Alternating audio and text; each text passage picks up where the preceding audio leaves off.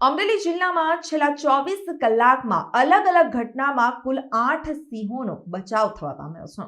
Track પર દોડતી રેલવેની રફતારે સિંહના પ્રાણ સંકટમાં મૂક્યા હતા. પ્રથમ ઘટના છે જે રાજુલા અને પીપાવાવ પોર્ટ રેલવે ટ્રેકની, કે જ્યાં અચાનક જ 5 સિંહ રેલવે ટ્રેક પર આવી ચડ્યા હતા અને ટ્રેનની રફતારથી વનરાજાનો પ્રાણ સામે ખતરો મંડાયો હતો.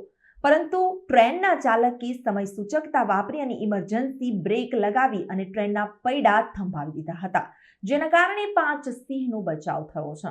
બીજી તરફ ધારી ચલાલા રેલવે ટ્રેક પર 2 સિંહ બાળ આવી ચડ્યા હતા અને અમરેલી વેરાવળ પેસેન્જર ટ્રેન રોકી બાળસિંહને બચાવાયા હતા.